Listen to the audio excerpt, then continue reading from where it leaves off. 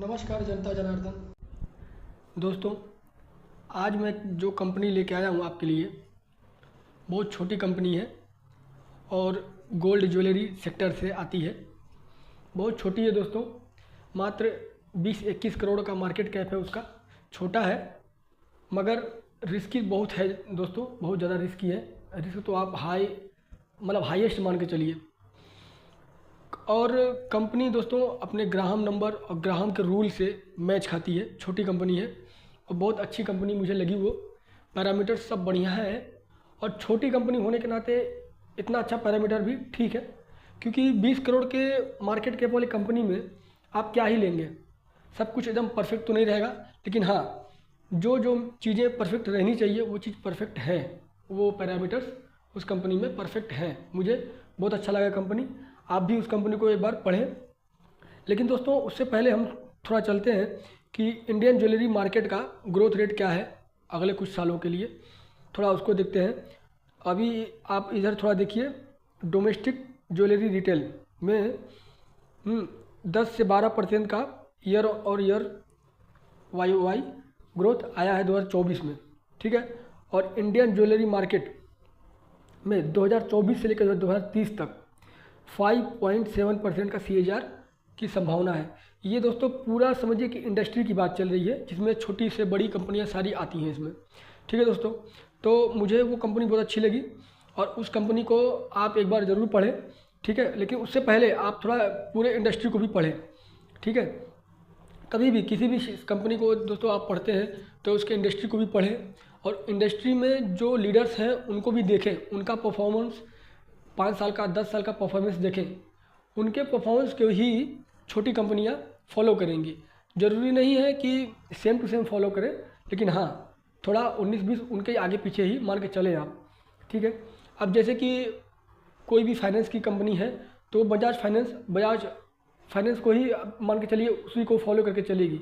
Market का leader तो वही है ना, तो लीडर से छोटी कंपनियां प्रभावित रहती हैं, ठीक है दोस्तों। आइए उस कंपनी को जरा हम लोग देखते हैं। छोटी कंपनी है और रिस्की है। मैं पहले ही बोल देता हूँ दोस्तों कि ये मेरा कोई सेल या परचेज़ करने का कोई भी मेरा ये वीडियो में मैं कभी किसी को नहीं बोलता कि आप खरीदें या बेचें। ये कोई बाय और सेल का कोई कॉल नहीं है, ठीक है। ओनली मात्र छोटी कंपनी के नाते पढ़ने लायक कंपनी है। एक बार पढ़ सकते हैं इस कंपनी को, फिर उसके बाद अपने हिसाब से, आप अपने रिस्क के हिसाब से, मैं अपने रिस्क के हिसाब से उसके बारे में अपने थॉट बना सकते हैं, ठीक है। तो चलिए दोस्तों उस कंपनी को देखते हैं। दोस्तों, कंपनी का नाम है SM गोल्ड लिमिटेड, ठीक है दोस्तों। छोटी कंपनी है, ध्यान से पढ़ें, ठीक है। और इस कंपनी के बारे में आपको ज़्यादा जानकारियाँ नहीं मिलेगी, चाहे गूगल में चले जाए चाहे किधर भी चले जाए, इतनी ज़्यादा जानकारियाँ नहीं मिलेंगी, क्योंकि छोटी कंपनी है ना। मात्र 20 करोड़ की 21 करोड़ की कंपनी का ज़्यादा डेटा आपको मार्केट में मिलेगा नहीं, ठीक है। तो चलिए दोस्तों, कंपनी काम करती है ज्वेलरी सेक्टर में, ठीक है। ज्वेलरी सेक्टर में काम करती है। Mangalsutra and other jewelleries, mangalsutra और अदर ज्वेलरीज बनाती है कंपनी। छोटी कंपनी है, ठीक है। गोल्ड सेक्टर से आती है। कंपनी का आप मार्केट कैप देखें, मात्र 21 करोड़, ठीक है। एक मिनट, मात्र 21 करोड़ का मार्केट कैप, यानी कि वेरी हाई रिस्क। लेकिन हाँ, कंपनी के जब पैरामीटर्स को आप देखेंगे तो आपको रिस्क लगेगा कि चलो ठीक है, थोड़ा रिस्क लिया जा सकता, ऐसा मुझे लगा। आप उसके पैरामीटर्स को देखें। करंट प्राइस 21 का, लो और हाई 15 और 42, ठीक है। स्टॉक पी देखिए दोस्तों 13 का चल रहा है, ठीक है। और ग्राहम नंबर देखिए 27 का, और कंपनी का करंट प्राइस 21 का। अब ध्यान से देखिए दोस्तों, ग्राहम नंबर का रूल यही कहता है, ग्राहम नंबर का रूल यही कहता है कि कोई भी कंपनी, ठीक है, अपने ग्राहम नंबर से नीचे चल रही है, यानी कि 27 का ग्राहम नंबर है और ये उससे भी नीचे यानी कि 21 पे चल रही है, आप अंडर वैल्यूड स्टॉक को और भी अंडर वैल्यूएशन में आप ले रहे हैं।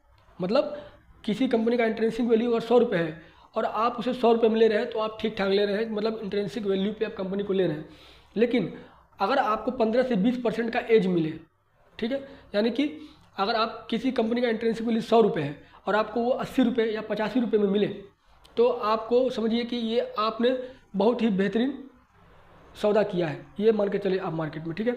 लेकिन उसमें भी एक और क्राइटेरिया है जैसे कि कंपनी का सेल्स और प्रॉफिट, सेल्स ग्रोथ होना चाहिए और प्रॉफिट निगेटिव में नहीं होना चाहिए, ठीक है, तब ग्राहम नंबर का ये फॉर्मूला काम करता है, ठीक है। अब पेट्रोस्की स्कोर देखिए दोस्तों कंपनी का, 1 मिनट, पेट्रोस्की स्कोर देखिए आप ध्यान से, कितना चल रहा है, 8 का चल रहा है। इतनी छोटी कंपनी दोस्तों, 9 के 9 पैरामीटर्स में से 8 पैरामीटर्स में अगर कंपनी खरी उतर रही है, छोटी कंपनी, तो यार ये मेरे लिए एक बार पढ़ने का विषय था, मैंने इसलिए कंपनी को अच्छे से पढ़ा, ठीक है। आप भी पढ़ें, अपने स्तर पे पढ़ें, उसके बाद कोई डिसीजन बनाएं। किसी के कहने पे कभी भी कोई डिसीजन नहीं लेना, कभी भी नहीं लेना, कभी भी नहीं लेना दोस्तों। अपना खुद का स्टडी होना चाहिए, आपका पढ़ना मायने रखता है, ठीक है। अब ध्यान से देखें, कंपनी का फेस वैल्यू 10 का है, डिविडेंड तो कंपनी खैर कुछ देगी नहीं, EPS 1.51 का है, ROE देखिए, ROC देखिए, ROC 4 का, ROE 1.87 का, 78 का, सॉरी 1.78। दोस्तों आप छोटी कंपनी से क्या उम्मीद लगा सकते हैं कि वो 15%, 20% का आपको ROE ROC करके देगी? नहीं, छोटी कंपनियों को सर्वाइव करना ही मुश्किल होता है। तो सर्वाइवल के दौर में अगर कंपनी पॉजिटिवली ROE और ROC मेंटेन कर रही है तो यही बहुत बड़ी बात है दोस्तों। मार्केट में ऐसी बहुत सी कंपनियां, बड़ी बड़ी कंपनियां हैं जिनका प्रॉफिट अभी भी लॉस में चल रहा है, कंपनियां लॉस मेकिंग है, कंपनियां ROC ROE तक कुछ आता पता ही नहीं है, बुक वैल्यू तक का पता नहीं है, ग्राहम नंबर का तो अभी तक कैलकुलेट ही नहीं हुआ जब से कंपनियां आई हैं। ऐसी बहुत सी कंपनियां हैं, लेकिन अगर एक छोटी कंपनी प्रॉफिटेबल भी हो, सेल्स में भी ग्रोथ हो और अंडर वैल्यूड मिलते हो, मतलब सबसे बड़ी बात कि अंडर वैल्यूड, अपने वैल्यूएशन से भी बहुत नीचे मिलती है अगर कंपनी है, तो मुझे लगता है कि ये अच्छा अपना डील रहेगा, ठीक है दोस्तों। अब आगे चलते हैं, कंपनी के आप चार्ट देख लीजिए कंपनी का। कंपनी 2018 में आई थी, ठीक है, लिस्ट हुई थी, और 2024 में अभी तक वहीं पे है, 20 का 20 में, यानी कि कंपनी ने अभी तक कोई ग्रोथ नहीं दिखाया। हाँ, थोड़ा सा हवा उड़ा था, हवा उड़ता है कंपनी में ऐसे ही, लेकिन कभी भी कंपनी ऐसे चढ़ती हो ना, उसमें कभी ट्रैप नहीं होना, वेट करना। मार्केट में बहुत अच्छी अच्छी कंपनियां हैं, ज़रूरी नहीं है कि हम इसी को ले या और उसी को ले, किसी का पे पूरा भरोसा नहीं करना, ठीक है, थोड़ा रुक के देखना। ये मेरा स्टडी है, मैंने अभी तक मार्केट से इतना सीखा है कि कंपनी अगर भाग रही है तो उसको भाई रुक के होल्ड कर लो, देखो, चुपचाप नज़र बना के देखो, उसको खरीदने के चक्कर में नहीं भागना, ये मेरा मानना है, ठीक है दोस्तों। कंपनी का अप्रोच छोटी कंपनी के हिसाब से मैं इसका कौन्स पे ज़्यादा फोकस नहीं करता। बुक वैल्यू से नीचे चल रही है कंपनी, गुड क्वार्टर ग्रोथ का एक्सपेक्टेशन है, डिविडेंड नहीं देती है, और रिटर्न ऑन इक्विटी ROE खैर कम चल रहा है, अर्निंग भी कम है, ठीक है, वो इतना छोटी कंपनी के नाते मैं कुछ चीज़ें अवॉइड भी कर सकता हूँ, ये मेरा मानना है दोस्तों। पीयर्स में देखें, टाइटन, कल्याण ज्वेलर्स, PN गाडगिल, इतने बड़े बड़े प्लेयर्स हैं, लेकिन सबसे छोटा मार्केट कैप इसी कंपनी का है। अगर आप मार्केट कैप देखते हैं, सबसे छोटा मार्केट कैप 21 करोड़ का इसी कंपनी का है, बहुत छोटा मार्केट कैप। तो छोटी मार्केट कैप की कंपनी से आप क्या ही उम्मीद लगाएंगे। अब फिलहाल तो आप दोस्तों इसके सेल्स पे आइए ईयरली बेसिस पे, ठीक है, मैं क्वार्टरली को ज़्यादा ध्यान में नहीं देता क्योंकि क्वार्टरली में 19-20 होते रहता है, ठीक है, मैं सीधा ईयरली पे जाता हूँ। 13, 26, 29, 33, 51 और 51, यहाँ 22 और 23 में कंपनी नेगेटिव तो नहीं गई लेकिन स्टक हो गई, ठीक है। उसके बाद 24 में 62, फिर 104। कंपनी के सेल्स में लगातार ग्रोथ है, यानी कि ग्राहम नंबर यहाँ पे काम कर सकता, ठीक है, कर सकता है। नेट प्रॉफिट में देखिए दोस्तों, 0, 0, 0, फिर 1, 2, 1, 1, 2। नेट प्रॉफिट कम से कम इतना तो है कि कंपनी लॉस मेकिंग नहीं है, प्रॉफिट में थोड़ा उतार चढ़ाव है, एक ही रेंज में बाउंड कर गई है कंपनी, तो ठीक है। अभी फ़िलहाल के लिए 2 पे हम सब्र करेंगे, हो सकता है कि कंपनी धीरे धीरे अपना, अभी देखिए उम्मीद है कि कंपनी अच्छा कर सकती है, और छोटी कंपनी होने के नाते थोड़ा रिस्क तो लिया जाना चाहिए मेरे हिसाब से। मैं अपनी बात कर रहा हूँ, मैं आपकी बात नहीं कर रहा हूँ, ठीक है दोस्तों। आप अपना डिसीजन खुद से लें। और रिज़र्व कंपनी में 12 करोड़, बोरोइंग 14 करोड़, छोटी कंपनी के नाते रिज़र्व भी ठीक ठाक है। अगर 21 करोड़ की कंपनी है तो 50% तो रिज़र्व लेके बैठी है, लेकिन उसी हिसाब से बोरोइंग भी लेके बैठी है कंपनी, तो थोड़ा सा चिंता का विषय है, लेकिन फिर भी ठीक है। छोटी कंपनी के नाते इतना हम इसका माफ़ कर सकते हैं भाई, मैं अपनी बात कर रहा हूँ, मैं माफ़ कर सकता हूँ। हाँ, मेरा क्राइटेरिया क्या है कि 40% के नीचे प्रोमोटर्स नहीं होने चाहिए। तो हाँ, प्रोमोटर्स ने अपने होल्डिंग्स को थोड़ा थोड़ा डाइल्यूट किया है 62 से 44, लेकिन अभी भी है चांस कि हाँ 40 के नीचे मत जाना भाई, 40 के नीचे जाएंगे तो मैं तुरंत बेच के निकल जाएगा, ऐसा है। लेकिन मैं छोटा पोर्शन अपना इसमें इन्वेस्ट करूँगा, हाँ, और ये मेरा कॉल है, मैं और किसी को नहीं बोलता। छोटी कंपनी है तो छोटा पैसा, बहुत छोटा, हाँ, चला तो ठीक, नहीं चला तो भी कोई बात नहीं, मतलब उतना ही जितना मैं चाय नाश्ता करता हूँ उस चाय नाश्ता के हिसाब से इसमें मुझे डालना है। मैं ऐसा कुछ नहीं कि मैं बहुत ज़्यादा पैसा डालूँ, ऐसा नहीं है।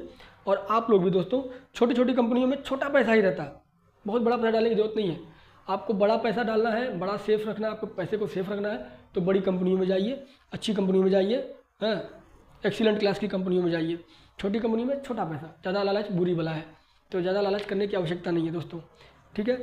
और दोस्तों इस कंपनी को आप अपने स्तर पे पढ़ें, समझें, जानें, ठीक है, उसके बाद कोई डिसीजन लें, ठीक है। तब तक के लिए दोस्तों अब मैं चलता हूँ, विदा लेता हूँ। और दोस्तों प्लीज़ यार सब्सक्राइब करो, अभी तक मैं 0 सब्सक्राइबर को रुका हूँ यार, सब्सक्राइब करो और लाइक भी करो, शेयर भी करो, हाँ, मेरे परिवार का हिस्सा बनो दोस्तों प्लीज़, हाँ। अभी देखते हैं आगे क्या होता है, वीडियो में डाल तो रहा हूँ मैं, और जितना समझ है, जितना जानता हूँ, छोटी छोटी कंपनी पर मेरा फोकस ज़्यादा रहता है, तो मैं छोटी छोटी कंपनियों को ही ज़्यादा ढूंढते रहता हूँ, ठीक है। और भी बहुत सी कंपनियाँ छोटी छोटी और फंडामेंटली जो स्ट्रॉन्ग रहेगी मैं उन्हीं को रिकमेंड करता हूँ कि भाई आप इसको पढ़ सकते हैं, इसको देख सकते हैं। वरना ऐसी हज़ारों कंपनियाँ पढ़ी हैं दोस्तों, छोटी छोटी हज़ारों कंपनियाँ हैं जिनका फंडामेंटल कुछ है ही नहीं, ठीक है। तो उन पर मैं बात करना अपना टाइम का वेस्ट समझता हूँ, ठीक है। मैं ऐसा कोई घमंड में नहीं बोल रहा हूँ, ऐसा घमंडी में नहीं कि मैं घमंड में बोल रहा हूँ कि भाई मेरा टाइम वेस्ट होता है, नहीं, मतलब मैं जो टाइम फालतू कंपनियों को पढ़ने में लगाऊंगा, कुछ अच्छी कंपनियां ढूंढने में वही टाइम अपना लगा सकता हूं। तो कुछ अच्छी कंपनियां मिलती हैं, उनको अच्छे से पढ़ता हूं और आपके साथ शेयर करता हूं, ठीक है दोस्तों। ये मात्र पढ़ने के हिसाब से ही मैं वीडियो बनाता हूं, सिर्फ शिक्षा के उद्देश्य से। आप अपने हिसाब से पढ़ें, अपने हिसाब से अपना डिसीजन लें, ठीक है। चलिए दोस्तों फिर मिलेंगे अगले वीडियो में, तब तक के लिए नमस्कार।